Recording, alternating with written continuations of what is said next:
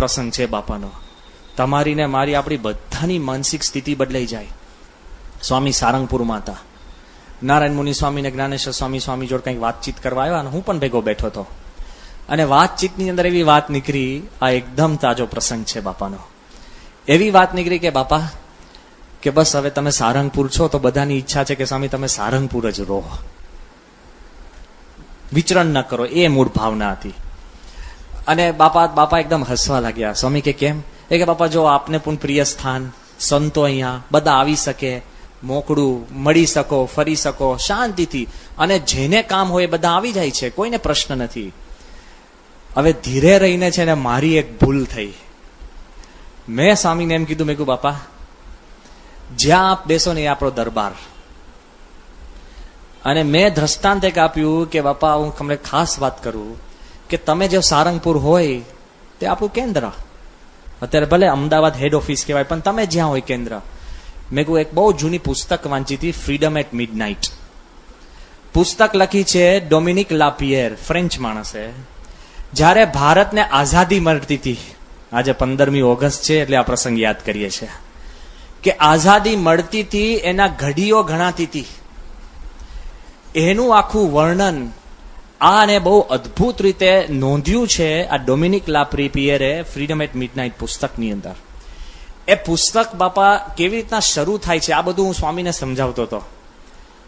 કે સ્વામી એ પુસ્તકની શરૂઆત એમ થાય છે કે today the capital of India had move 200 kilometres. કે આજે ભારતની રાજધાની 200 કિલોમીટર ખસી.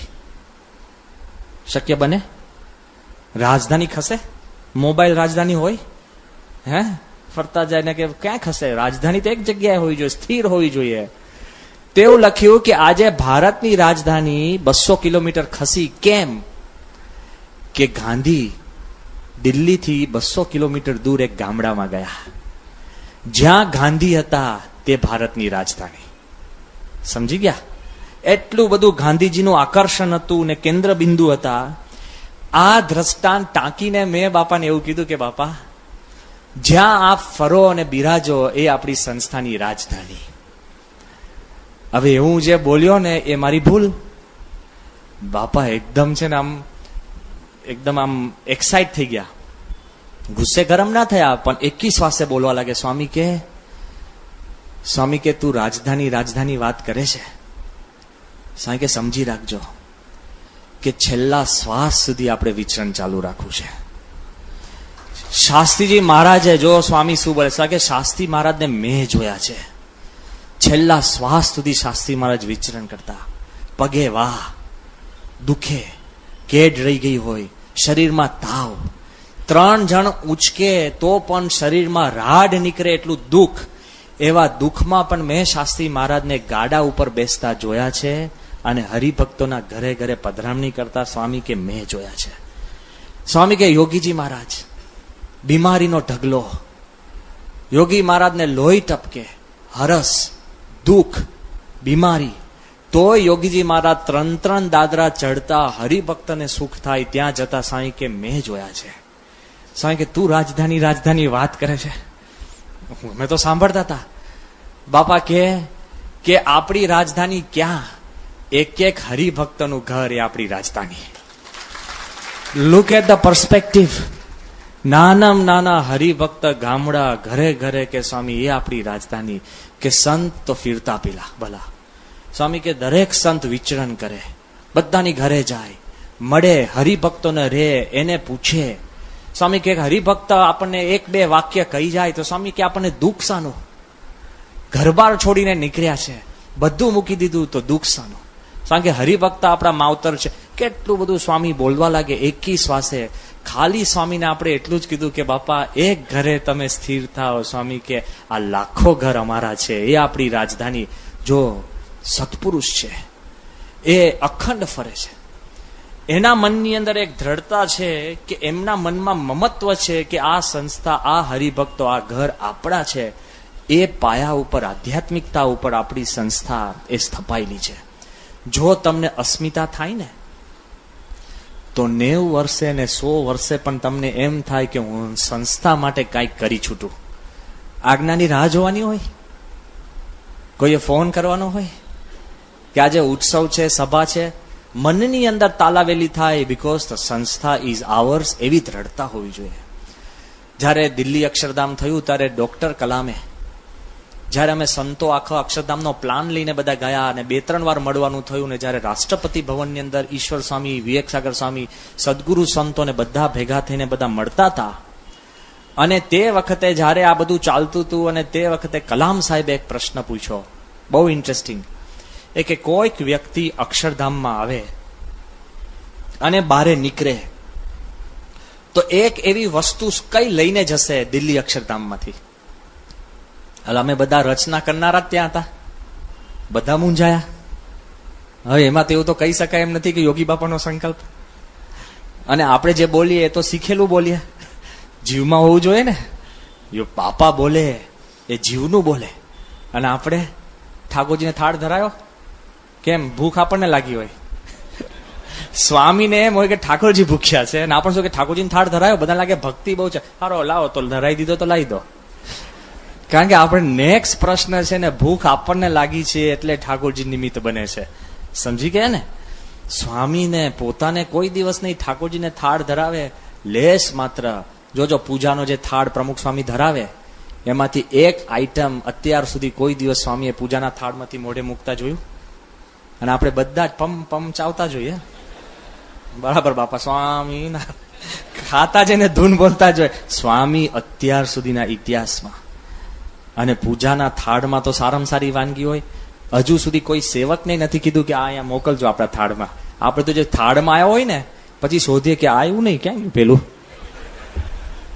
આપણે મૂળ થાળ એમ ધરાવીએ કે કોઈ આઈટમ રહી ના જાય. સમજી ગયા? બધી હોય કેમ કે પછી આપણને રહી જાય. પણ સ્વામીનું આખું તંત્ર આખું જુદું છે, ભક્તિ આખી જુદી છે. એટલે તે વખતે જયારે કલામ સાહેબે પ્રશ્ન પૂછ્યો કે which is one thing that people should take back, અમે મૂંઝાયા. ત્યારે પ્રેસિડેન્ટ સાહેબ શું બોલ્યા ખબર છે? એ કે મને એમ લાગે છે કે માણસ જયારે અક્ષરધામ જોવા આવશે ને, અને જયારે ગેટમાંથી બહાર નીકળશે ને, તો શું થશે ખબર છે? Every Indian will feel proud to be an Indian. કે દરેક ભારતીયના મનમાં એક ગૌરવ થશે કે હું ભારતીય છું. કે અત્યારે ભારત સ્વતંત્ર થયું, પણ હજુ સુધી આપણા મનમાંથી ગુલામી ગઈ નથી.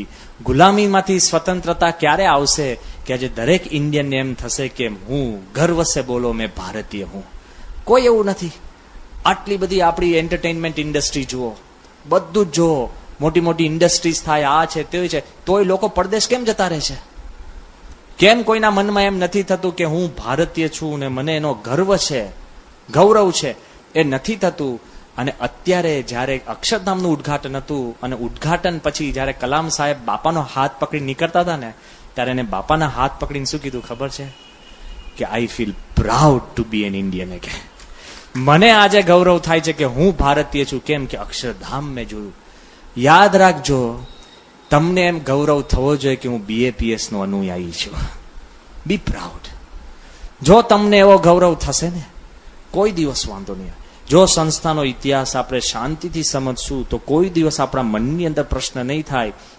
એ સંસ્થાએ જે આપણને મળ્યું છે, પ્રાપ્તિ થઈ છે, એ વાત કંઈક જુદી છે. સમજાશે તો મારી થશે. તમે કોઈક જંગલમાં ખોવાઈ ગયા હોય અને હું તમને નકશો આપું ને, એ શું કહેવાય? કાગળિયું. બરાબર ને? પણ નકશો સમજાય તો શું કહેવાય? રસ્તો. કાગળિયું છે ને નકશો, પણ નકશો ખાલી કાગળિયું કહેવાય, પણ નકશો સમજાય તો તમને બહાર જવાનો રસ્તો થઈ ગયો ને. કોઈક માણસ તમને મળે, એ શું કહેવાય? માણસ. પણ તમે એને સમજી શકો તો શું બની જાય? મિત્ર. ભેદ છે કે નહીં? રેલવે સ્ટેશન ઉપર 500 માણસ મળો અને તમે એક ઝૂંપડીમાં એક મિત્ર મળો, ભેદ છે કે નહીં? કેટલો બધો ભેદ છે. સમજાય એમાં માણસ મિત્ર બને છે, સમજાય એમાં કાગળિયું નકશો બને છે. હજુ વિચાર કરજો કે તમે ઘરે રાતે જાઓ અને તમારા કુટુંબી જોડે કોઈ તમારે સંબંધ કે સમજણ ન હોય, તો તમે છે ને રાતે હોટેલમાં રહેતા હોય ને એવું થાય. તમારું બિલ્ડિંગ એ મકાન ગણાય, પણ તમે પાંચે પાંચ એકબીજાને સમજો તો એ મકાન ઘર બને છે. સમજાય ને? કેટલી પાવર છે સમજ શક્તિની અંદર. હજુ આગળ વિચારજો, હજુ ખરેખર કહું છું, આપણા મનની અંદર જો દ્રઢતા થાય કે તમે તત્વજ્ઞાન જો નહીં સમજો ને તો તત્વજ્ઞાન છે, સમજશો ને તો જીવન બદલાશે. ઇવન ફિલોસોફી જે કાંઈ તમે સમજી શકશો ને તો એમાં ફેર પડે છે. એમ જ્યારે આપણી સંસ્થાનો જો પાયો અને જો મૂળ મુદ્દો તમે સમજી શકશો કે આધ્યાત્મિક દિવ્ય સંકલ્પને શક્તિ છે ને, તો કોઈ દિવસ તમને સંસ્થા પારકી નહીં લાગે, કોઈ દિવસ ધોકો નહીં લાગે, અને જબરજસ્ત તાકાત એમાં ઉત્પન્ન થાય છે. તો ચાલો આપણે વિચાર કરીએ કે જે સંસ્થાને આપણે જે સમજવી છે એનો મૂળ ભૂતકાળ એ કદાચ ભવ્ય નહીં હોય પણ દિવ્ય હતો. જો દિવ્ય હોય તો જ આપણી આ સંસ્થાની આ જે શક્તિ છે તમે એમાંથી કંઈક પ્રાપ્તિ કરી શકો એમ છો. વિચાર કરજો, 1907ની સાલ, અને એ જે એરા હતો ને એમાં કોઈ ભવ્યતા નહીં. યોગીજી મહારાજ ને પ્રમુખ સ્વામી મહારાજ એક વાક્યમાં સાર આપે છે. આપણી સંસ્થાના જો મૂળભૂત તમે રૂટ્સ તપાસજો, સાર શું આપે છે કે તે વખતે જો સંસ્થાનું વર્ણન કરવું હોય ને તો કેવી રીતના થાય ખબર છે? નહોતા માણા, નહોતા પાણા, નહોતા દાણા અને નહોતા નાણા. આમ ત્રણ બોલે છે પણ ચોથું લઈ લેવા જેવું છે. નહોતા માણા, નહોતા પાણા, નહોતા નાણા, નહોતા દાણા. કેવી પરિસ્થિતિ તો બધાને ખબર છે. સાહજિક આપણે વાત કરીએ, બરાબર છે. ઘાસતેલના ડબ્બાની અંદર ખીચડી રાંધીને ખાતા. ઘરે જઈને એકવાર ટ્રાય તો કરો, જૂનો ઘાસતેલનો ડબ્બો હોય, ખીચડી રાંધો, 3 કલાકે પાર ના આવે, અને એમાં ઘાસતેલની વાસ જાય, ઘીની જરૂર ના પડે. સમજાય છે? ઉતરે ખીચડી. વાત કરવી બહુ સારી છે. અરે સંસ્થાના ઇતિહાસની અંદર આપણે એ પણ વાત કરવી પડે કે જ્યાં જ્યાં જાય ત્યાં પ્રશ્ન, વિરોધ, કોઈ તકલીફનો પાર નહીં, કોઈ સુવિધા નહીં, તકલીફનો પાર નહીં. પણ એ અત્યારે આપણે 50 પંખાની નીચે બેસીને આપણે સમજી નહીં શકીએ. જ્યારે આપણે બૂટ ગોઠવવાની પણ વ્યવસ્થા હોય, ગાડીનું પણ પાર્કિંગ હોય, બધી જ વ્યવસ્થા હોય, તે વખતે બપોરના શું જમવું એનો પ્રશ્ન હોય, તે વખતે ભક્તિ રહેવી ને બહુ અઘરી વાત છે. આ તો આપણે જરાક બોનસ ઘટી જાય ને તોય મહારાજને મૂકી દે કે આજે હવે છે ને થાળ નહીં થાય. કેમ? પૈસા ઘટી ગયા લે. અરે ભાઈ તું કર તો એમાંથી ઈલાજ આવશે. એવી રીતના ભગવાન જોડે ત્રાગુ ના થાય. પણ તે વખતના વચનની અંદર હું વાત કરું છું કે પહેલો આપણે જોઈએ તો પ્રશ્ન કેવો હતો કે નહોતા પાણા. પાણા એટલે શું? રિસોર્સિસ. કોઈ પ્રકારના રિસોર્સિસ નહીં, કોઈ સુવિધા નહીં.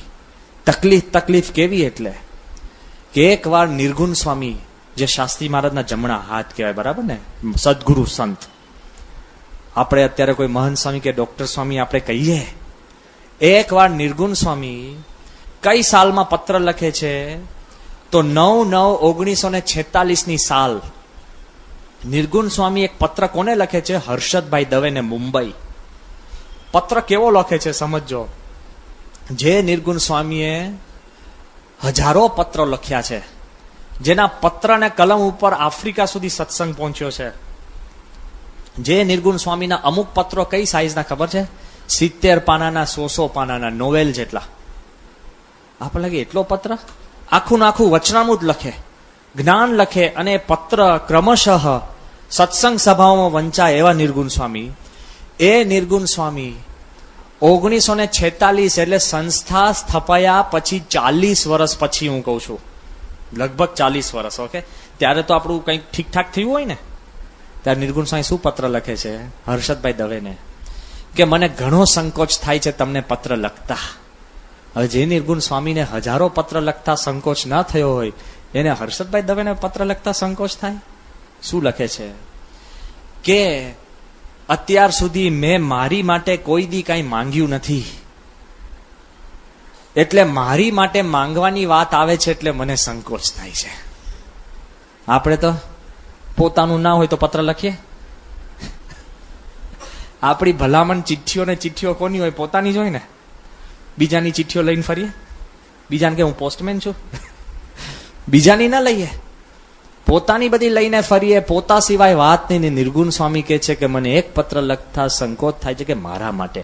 હજુ આગળ શું લખે છે કે મને મારી પેન બગડતા, નિર્ગુણ સ્વામીની પેન બગડી, તો મારી પેન બગડતા મેં શાસ્ત્રી નારાયણ સ્વરૂપદાસની સારંગપુરમાં ઉછીની પેન લીધી. નિર્ગુણ સ્વામીએ પ્રમુખ સ્વામીની પેન લીધી અને એની પણ સ્પ્રિંગ તૂટી ગઈ. હવે તો મને સંકોચ થાય છે કે હું અમદાવાદના ચંપકલાલ શેઠને લખું કે મને એક પેન મોકલો. પણ નિર્ગુણ સ્વામી પણ સમજતા હશે કે અમદાવાદી પાસે કઈ મંગાય, બરાબર ને? હવે જુદું છે. પણ એવું થાય કે એવું નતું. નિર્ગુણ સ્વામીને સંકોચ થતો કે ચંપકલાલ શેઠ માટે હું પેન કેમ નહીં માંગી શકું. કેટલી બધી ચિંતા. આગળ શું લખે છે કે આ સાથે હું તમને પેન મોકલું છું તો એની સ્પ્રિંગ તૂટી ગઈ છે, તો મુંબઈમાં કોઈક મળે તો પેન રિપેર કરીને મને પાછી મોકલજો. મોટી ગાડી મોકલતા હોય ને એવી રીતે તો પેન રિપેરિંગની વાત ચાલતી. અને છેલ્લે લખે છે કે અત્યારે સારંગપુરમાં તો પરિસ્થિતિ કેવી છે કે નથી ખડિયો, નથી સાંઈ કે નથી કલમ.